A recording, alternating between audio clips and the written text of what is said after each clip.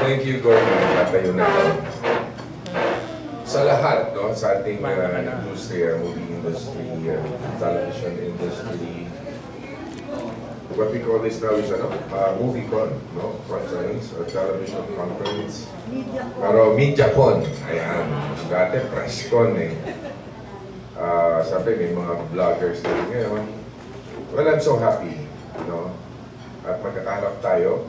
Dahil alam nyo naman, every time na bago mag-start yung laban ko, palaging humaharap ako sa inyo. Ngayon, after nung walang matigas na pulis sa matinig na misis, I will take this opportunity na rin para magpasalamat sa suporta ng bawat isa sa inyo. Dahil very successful siya. Kaya palakpak naman kayo. Dahil ito para lang, si Bong Revilla, takbuhan palaging kayo. No? Yung mga sa ibang news, kaibigan din naman natin sila, pero mas malapit kayo sa puso ni Bong Revilla. Dahil yung mga nakaraan nun, yung time na mga pagsubok na dumarating sa akin, nagkaroon ako ng phobia sa mga sa media. Pero kayo lang ang tinakbuhan ko, dahil kayo lang ang nakakapagsabi ng totoong side ni Bong Revilla. Sa dami ng pinagdaanan ko sa buhay, no? Kumbaga, eto ngayon tayo, naharap na naman tayo sa panibagong pagsubok, pagtakbo muli para sa ating mga kababayan bilang senador. Siguro naman sa tagal-tagal ko na rin sa public service, this year is my 30th year in public service. Siguro narinig niyo na to sa mga speeches ko. 30 years in public service, 52 years in show business. Diba? So, ganun katagal.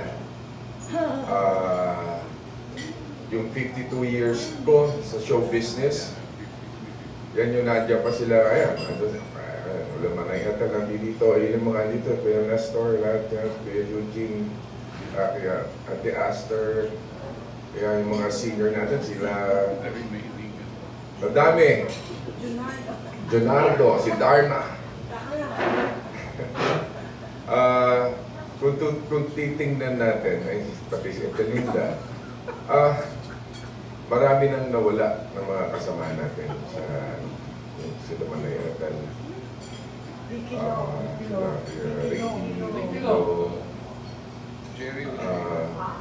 Si Jerry Olea, buhay pa. Aisa Red. Yes. Pagka palaging nandyan na, di ba? Pero ganun pa man, sa dami man ang sinuong ng buhay ko, meron naman tayong pinuntahan at may pagmamalaki ang industriya na nagawa ni Bong Revilla para sa industriya at para sa bansa natin. Si Bong Revilla, simula nung... sige, kukwento ko na yung... Sige, ang gagawin ko, umpisahan ko. Si Bong Revilla... I can sit down. Mas maganda kasi nakatayo eh. Para with feelings. Para ako nasa entablado. Bong Revilla, nag-start sa public service 1995. Naging vice-gobernador, naging gobernador ng lalawigan ng Cavite, naging DRB chairman. Vice Governor, para matandaan lang natin ulit, para makilala nyo kung gano'ng kalalim ang pinagdaanan ni Bong Revilla bilang hindi lang sa legislative, but maging sa executive. Sa Vice Governor, nung ako'y naging vice-gobernador, legislative work, but binigyan ako ng task na labanan ng pinagbabawal na droga sa lalawigan ng Cavite. Na-recognize dahil at that time, nakahuli tayo ng biggest catch sa lalawigan ng Cavite na 1 billion worth of shabu at that time. That is the biggest catch ng shabu. Laboratory sa Tagaytay at tapos follow-up pa sa Parañaque. Because of that accomplishment, na-recognize tayo sa international, no? Itong INOA, International Narcotic Enforcement Agency, sa Albany, New York. At ako'y pinarangalan bilang isang Medal of Valor awardee. Binigyan pa rin ako ng International Award of Honor. At dahil dyan sa galing natin dyan, pakikipaglaban, yung mga pulis na ginamit natin, ang ginawa ko nun, reward system to solve the drug problem. Ganun talaga. Para pagka nagkamali, itong mga involved sa droga, kulong. Pagka talagang, pulis na talaga, kung lumalaban man sila. But the point is, napatahimik natin ang Cavite. Tapos naging gobernador ako, ang Cavite, from murder capital of the Philippines, nagawa nating one of the most peaceful provinces in the country. Yan ang isang may pagmamalaki ko, kaya ako rin naparangalan sa Malacanang bilang outstanding governor at that time when it comes to peace and order. Kaya lalong umasenso ang lalawigan ng Cavite. Tapos naging BRB chairman ako. BRB chairman, ito yung Videogram Regulatory Board. No? Hinawakan natin yan. Na-recognize tayo ng Motion Pictures Association of America dahil sa pagsugpo. Yung problema, 100% ang problema sa piracy. Kung naalala nyo pa yan, DVD, VCD, Betamax. Yan. Wala na yata ang Betamax yun. Yung ano, meron ba nun? Wala na nun. DVD, VCD. Yun. Kumbaga, nagpasalamat sila sa atin dahil naibaba natin yung problema from 100% na naglipa na sa lansangan, na-reduce natin up to 5%. 95% reduction sa market. Talagang huli dito, huli doon, tapos yan. Nakilala tayo, kaya tayo pinush na tumakbo bilang senador ng Republika. Naging senador ako.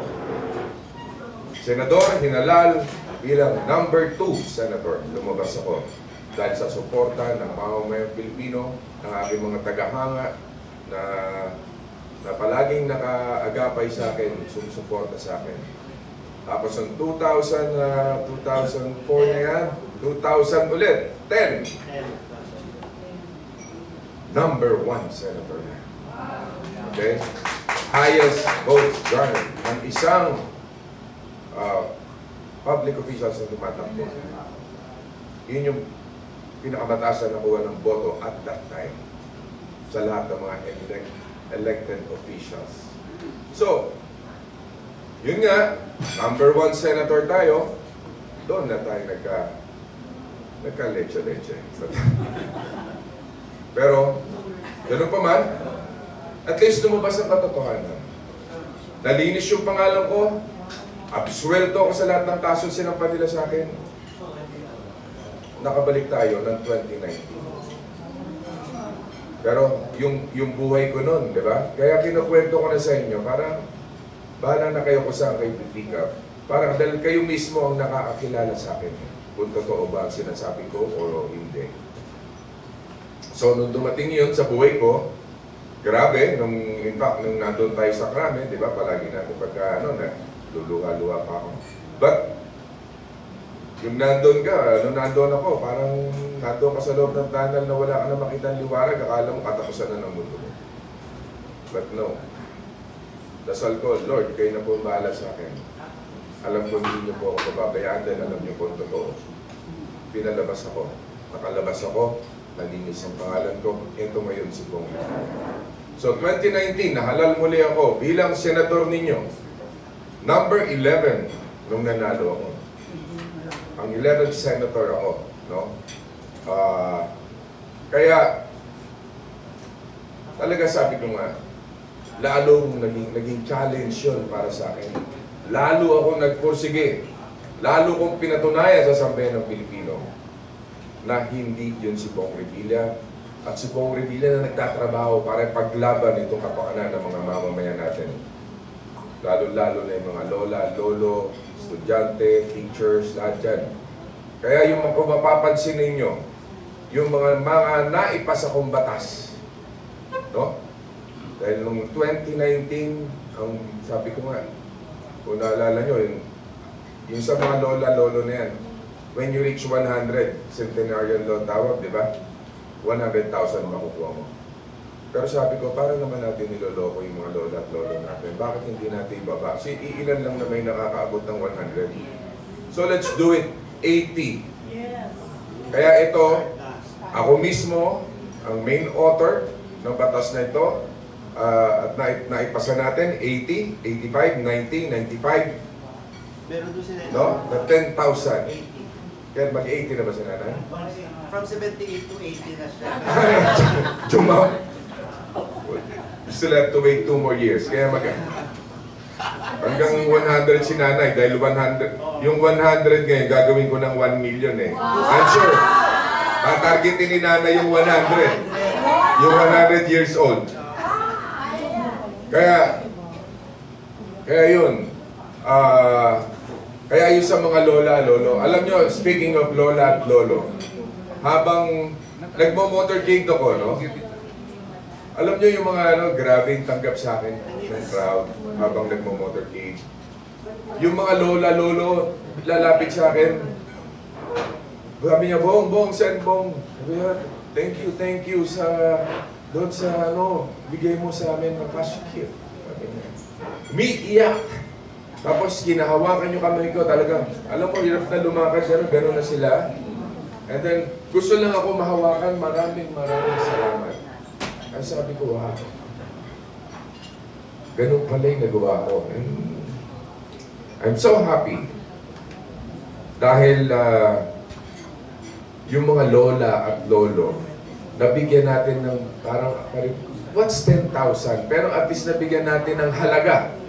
Yung hirap na ginawa nila para sa kanilang mga anak, para sa ating gobyerno, yung kanilang contribution sa ating mga kasama, sa ating mga kababayan. Kaya nagpapasalamat ako talaga. At meron akong mga magagaling na staff. Palakpakan niyo rin aking mga ladies. Dahil hindi ko magagawa yan, katulad ng Kabalikat sa Pagtuturo Act.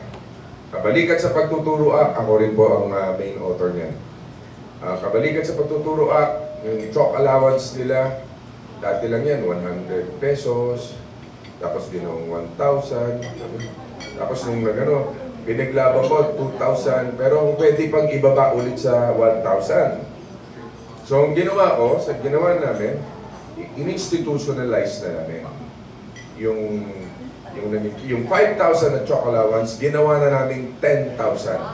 Kaya starting this year, 10,000 ang matatanggap ng ating mga teachers starting this July. Kabalikat sa Pagtuturo Act. Yan. So, yan po yung talagang, yung mga teachers naman, pagka umiikot ako, matutuwa ka. Ay, pasalamat din nila. Thank you, Senator Poe. Thank you. So, yan. Tapos, yung sa mga estudyante, yung anti-no permit, no exam policy. Ang dami dyan. Yun naman, bakit namin sinulong yan? Dahil sa dami ng mga reklamo, yung mga magulang, nagreklamo sila. Dahil yung mga anak nila, kapag hindi nakapag-take ng exam, pinahiya. Kumbaga, nag-prepare ka for a month or 2 weeks or whatever, tapos mag-take ka ng exam, uupo ka na doon sa classroom, mag-take ka na ng exam, bilang sasabihin ng teacher, o ng principal, hindi ka po pwede mag-take ng exam kasi hindi fully paid ang iyong tuition fee. Umiiyak yung bata, mayroong big depress, umuwi, napapahiya. Meron pa kami nakuhang information na meron pang nag-suicide. So, yun ang nagtulak sa atin. Kaya, i-final natin itong batas na to at batas na to ngayon. Kaya, hindi na ulit yan mangyayari. Kapag kaya na nangyari pa, magkakaroon sila ng sanction at kung pwede rin nating pasaran ng eskwelahan kapag hindi sila pumupa. Tapos, yung,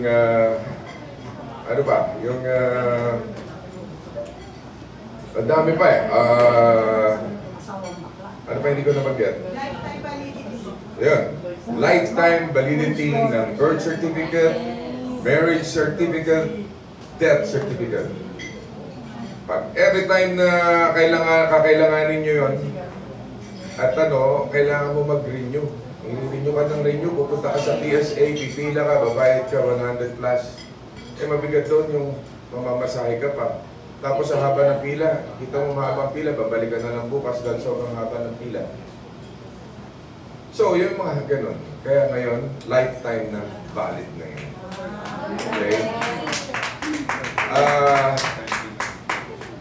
Yung alam nyo na yung helmet law, yun nung pa, yun yung una ko nun. I was able to pass, no? We were, ang na-file natin na panukalang batas ay 2,000. May 2,000 at nakapagpasa ng 343. No, Miski nga yung simpleng yung Miriam Defensor Road, ako nagpasa niyan. Agham. Yes, hindi nyo alam siguro. Pero ako po, ako nag-defend dyan sa floor at ako nakapagpasa niyan. Ako yung nag-sponsor. So, maraming Jokno Boulevard, mga ganun, mga renaming ganun. So, maliban pa doon sa mga public works na trabaho. But, ang isa pang binibigyan natin ngayon ng pansin, di ba yung sa senior citizen, ito yung mga iniisip ko namang gagawin ko. Yung senior citizen, di ba, when you reach 60, senior ka na. Ang gagawin ko, 56 pa lang, senior citizen na tayo. Okay, kaya? Pero 10% lang. 10% lang. Hindi senior na, junior senior citizen. 10% discount lang. The youngest senior. Junior na, di ba? Younger senior. Kasi alam mo, 40 years old, kailangan mo ng pang-maintenance eh. Kailangan mo na ng gamot, pambili ng, di ba, yung mga ganon, may mga benepisyo, but mas mababang level compared to the regular senior citizen. So, yan. Yung sa government employees, nakasala ngayon, yung optional retirement age. From 60, gagawin ko rin 56. Kasi, yung ating mga government employees, at the age of 60, daw pa lang sila mag-retiro, di ba? Yung iba, gusto na mag-retiro ng mas maaga kasi may mga nararamdaman na. Meron ng sakit sa puso, masakit na maglakad, malamarama din na yung rayuma. So they wanted to avail na yung kanilang yung early retirement benefits. So, kaya napakahirap na para sa kanila. Pero kaya ako sinusulong itong optional. This is just an option. We're just giving them an option to retire early. Hindi to mandatory. Hindi mandatory retirement ka at the age of 56. No. Ito, binibigyan natin sila ng tsansa na makapag-retire na maaga. At yung iba naman, na mga mas bata naman, pag nag-retiro yung iba, sila naman na mabibigyan ng break at mapopromote for a higher position. So, yun po ang purpose nitong optional retirement age na to. Ayan. So, ano pa? May nakalimutan ako? Okay na. So, yun po, mga kapatid sa industriya. Siguro naman, sa dami ng alam kong kulang at kulang pa rin. No? Yung pag-ikot ko sa buong Pilipinas, hindi ko na kailangan mapanggitin yan. Yung mga tulong na ginagawa natin, na hiningi natin ng tulong sa DSWD para may pamahagi sa buong Pilipinas. At tayo mismo, nabibitness natin kung paano napapaligaya yung mga kababayan natin all over the country. Kaya itong mga ayuda, pabor ako, para pabigyan ng tulong ang ating mga kababayan, yung ayuda. Huwag natin masamain yan. Dahil we're not saying na ang tao ay parang sinasanay natin sa ayuda lang. No? Alam ko, merong iba nagsasabi, bakit mo sasanayin ng tao? You should give them fish. No, for the meantime, sa hirap ng buhay natin ngayon, sa tingin ko, after the pandemic, after ng mga pagsubok na dumadaan sa atin, ang taas ng presyo ng bilihin, kailangan ng suporta pa rin ng gobyerno. At the same time, kailangan din na, i-teach them how to fish kung kulang sila. Bigyan natin ng livelihood, kaya simultaneous yan. Kaya masama, kapag ka binigyan na ng masamang kulay, yun na. This is not boat buying. Ang tao hindi na maluloko eh. Kapag ang tao ay balat kayo lang, alam ng tao yan. Kung hindi bukal sa loob mo talaga matulungan sila. Dahil lalabas lang yung mga ganun tao tuwing maghahalalan na. Katulad ng ginagawa natin, from simula nung umupo tayo, tuloy-tuloy tayo, talagang tinisiguro natin na maabot natin yung mga kababayan natin na nangangailangan ng tulong. Sa bawat lugar, Luzon, Visayas, Mindanao. Kaya, para sa akin, ang panahon na to, dapat siguro ang sambayan ng Pilipino, huwag tayong mahati sa dalawang kulay o mag-away-away ng dahil sa politika. Ang politika na to, ito ang nagpapagulo at lalong magpapahirap sa atin. Ako ay believe na dapat talaga panindigan natin yung ating bandila, hindi yung kulay na kung ano man yung tinitindigan na kulay. Panindigan tayo sa tama lang, yung tama lang. Ano ba yun? Ako, kung ano yung tunay na problema ng bayan, kung halimbawa kung sino namumuno, kung kontrahin natin palagi, ano mangyayari sa atin? Ni panahon ni Pangulong Duterte, lahat ng tao sumusunod sa kanya. So, di ba? Maganda yung ito kay Presidente BBM. Dapat ganun din para maibagawa nila ng tama. Kung lahat na lang naggalaw ay bibigyan ng mali siya. Pero kung may ginawang mali, dapat managot. That's the point. Kung sino man yung mga taong gumawa ng mali. Pero dapat isipin natin, itong mga kababayan natin na naghihirap ngayon, yung kumakalamang sikmura, yung hindi kumakain ng 3 beses sa isang araw, kumakain 1 beses lang. Yun ang kinakapa ngayon. Yun ang tinatrabaho ngayon ng DSWD at yung mga, kung ano pa yung mga tulong na dapat tugunan ng ating pamahalaan. Kaya sabi ko nga, sana po huwag tayong maghati-hati ng dahil sa politika. Dahil walang pupuntahan ang ating bansa pagka ganyan po tayo. Yun lang po. Maraming salamat sa inyo lahat. Thank you very much, Seth. Start na po natin ang Q&A. Akala ko naman puro showbiz pag-usapan natin. Pero at least mabuti na rin nalinaw mo na rin. We'll start muna from Kuya Nestor. Kung may pwede mo